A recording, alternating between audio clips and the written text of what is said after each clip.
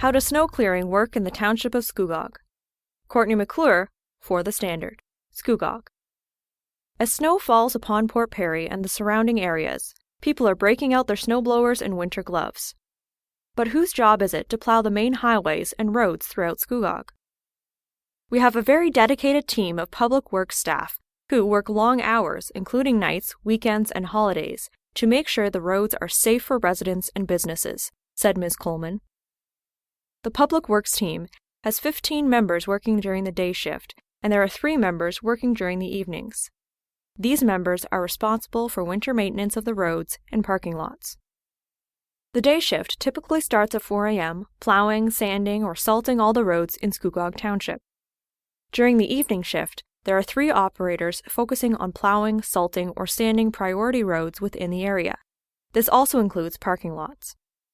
According to Ms. Coleman, if there's a storm during a holiday or weekend, staff are called in voluntarily to plow the roads.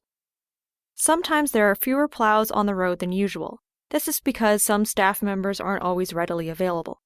And sometimes equipment breaks down, so it may take longer for the public works team to clear the roads during these occasions. She said there are about 413 kilometers of roads stretching through the township. The Township of Scugog has hired a seasonal operator to drive snow plows for the roads throughout Scugog Township. This includes hiring a seasonal operator to maintain municipal parking lots as well. However, the Township of Scugog is not looking for additional operators at this time, stated Ms. Coleman. The Public Works team would also like to remind residents and business owners throughout the township they are responsible for clearing snow and ice around their homes and businesses. All businesses within Scugog should clear their driveways, sidewalks, and entryways within 24 hours of the latest snowfall. If you are unable to clear the sidewalk of ice or snow, the township recommends hiring a contractor or finding a friend or neighbor to help. We often receive complaints about the windrow that is left behind by our plows at the end of driveways, explained Ms. Coleman. While we know this is frustrating, the township does not have the resources to clear windrows. She also advised residents who are having trouble clearing windrows from their driveway or sidewalk to ask for help. In addition, Scugog residents are asked to leave township roads clear for snowplows between 2 a.m. and 6 a.m. This was put into place November 1st and remains in place until April 15, 2022. This is only after a heavy snowfall. According to Ms. Coleman, local bylaw officers have been actively ticketing people who have violated this bylaw. Mojaks fall to merchants over the weekend. Dan Kearns, The Standard, Scugog. The Port Perry Mojaks were defeated by the Little Britain merchants in their only game action this past weekend. The Mojaks hosted the merchants at Scugog Arena on Sunday, December 5th. About 9.5 minutes in, the merchants got on the board first, taking a 1-0 lead. Then, with less than 3 minutes remaining in the period, the merchants struck again, putting Port Perry behind 2-0, heading into the first intermission. Little Britain continued to take control of the game in the second period, scoring just 56 seconds in. But, a little past the halfway mark of the frame, Cody Bricknell scored his 5th goal of the season, cutting the deficit 3-1. But the merchants would get 2 goals late in the period, and Port Perry trailed 5-1. Despite the Mojaks heavily outshooting the merchants 19-8 in the third period, there were no goals scored in that frame. Little Britain won the game 5-1. One-timers. The Mojaks will head to Uxbridge on Friday, December 10th for another edition of the Battle of North Durham. Puck drop for that game is 7:45 p.m. The Mojaks' next home game at Scugog Arena is on Sunday, December 12th at 2:25 p.m. They will face the Lakefield Chiefs. Kawartha Lakes deliberates 2022 capital budget. Dan Kearns, local journalism initiative reporter for The Standard. Kawartha Lakes councillors deliberated their 2022 proposed capital budget during a meeting on Tuesday, November 30th. Despite starting out in the deferred projects list, Ward 8 Councillor Tracy Richardson was able to have several projects at the Manvers Arena added to the budget, including the parking lot resurfacing and lighting upgrades project, $245,000, universal accessible washroom installation, $175,000, and exterior doors replacement, $41,000. We've committed to this community and this arena facility, Mayor Andy Letham stated. Out of all our arena facilities, this is the community group which has taken this over and done some good work. I think it would be prudent for this council to show we are supporting the work they're doing. Councillor Richardson stressed the importance of rewarding community groups for good work. We just need to address issues. This group, this community, has come together, and they've done a new facelift for the building to give it a nice aesthetic look, she explained.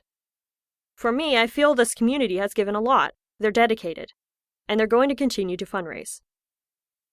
Council also decided to provide financial support to the Summit Wellness Center project in Coboconk in order to keep it moving forward. The Summit Wellness Center will be a legacy project for this term of council. This is a milestone moment which will have a large impact for the North and will continue to serve the community for years to come, Mayor Letham said in a statement. The phenomenal work done by this group to get to this point is outstanding, and we need to do our part to recognize that and continue to support the project as best we can. Ward 5 Councillor Pat Dunn tried to have the design for a Colborne Street Bridge over Scugog River, estimated to cost $400,000, removed from the budget. If we start down this road, we're committing our next councils to a further expenditure of $12 million. And we really haven't had much of a discussion on it, he said. The next argument will be we just spend $400,000 doing a design. Of course, we're going to build a bridge. That's the way councils, governments seem to go.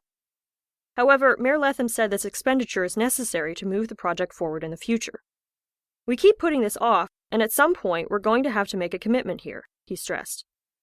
Ward 7 Councillor Pat O'Reilly pointed out, with future developments planned near the area, there is going to be a need for a bridge. Councillor Dunn's motion later failed to see enough support around the council table to pass. Brock Township lets housing control bylaw expire. Dan Kearns, The Standard. Brock. The Township of Brock has let their interim control bylaw regarding supportive and modular housing expire, paving the way for the region of Durham's Beaverton Supportive Housing Project to start moving forward. Just over a year ago, and in response to resident and council concerns, the Township of Brock passed Interim Control Bylaw 2994-2020, ICBL, which prohibited modular construction, including manufactured dwelling houses and supportive housing facilities, for a period of 12 months. Read a press release from the Township of Brock.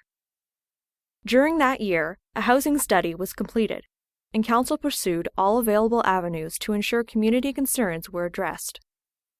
Based on the completed study, there was no justification for extending the ICBL or any restrictions with respect to the number of units. During a special council meeting in late November, planner Debbie Vandenacker told councillors there was no planning justification for extending the interim control bylaw. We've asked the questions, had the study commissioned, and we know the answers now, she said. Ms. Vandenacker added, if council did decide to extend the control bylaw for another year, the decision could then be appealed to the Ontario Land Tribunal. She stated, council has no tool to say no to the project. With the control bylaw expired, the township will now have to process a site plan application from the region. But there were benefits the township achieved through minutes of settlement with the region. These include adjusting the resident split to 30 residents from the region's by-name homeless list and 17 residents who are improperly housed in Durham for the first 4 years, with priority being given to residents of North Durham. It also involves having an on-site 24-hour security and CCTV system within the development, in addition to having on-site mental health and support services with 24-hour staffing, and a commitment to help source a permanent doctor for Beaverton in conjunction with Lakeridge Health, with a contribution of up to $100,000 should the collaborated recruitment effort not be successful. It also involves for the region to provide advocacy for a full-time police officer in Beaverton or an alternative to enhanced policing in the township. The region has also committed to an occupancy limit of 1 resident per unit.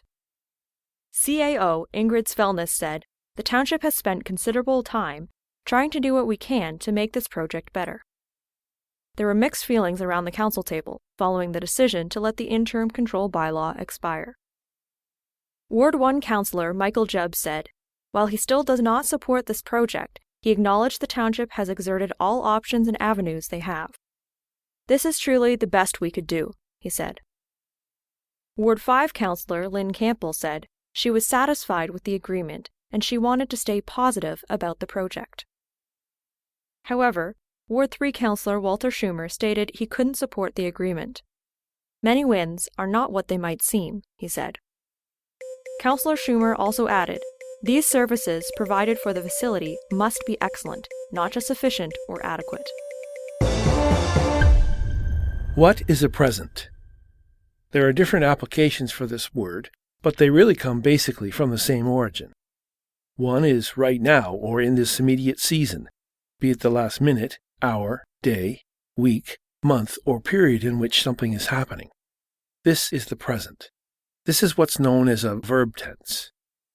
This overlaps with the second definition regarding when we talk about being present in life, such as being in a certain moment and what that's about, aware of a particular inward state and its implications, at a specific place, or with a certain person or persons and their significance.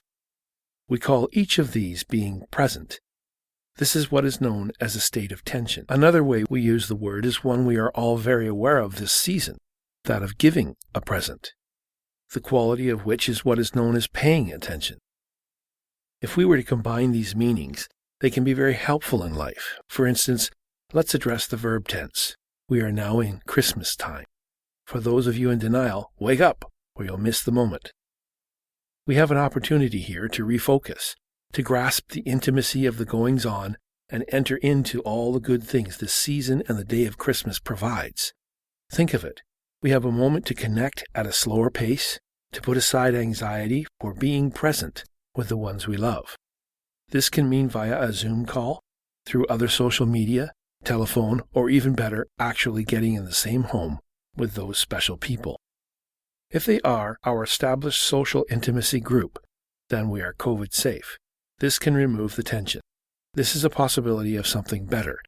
If we put the stress aside, we can find the gift of being present.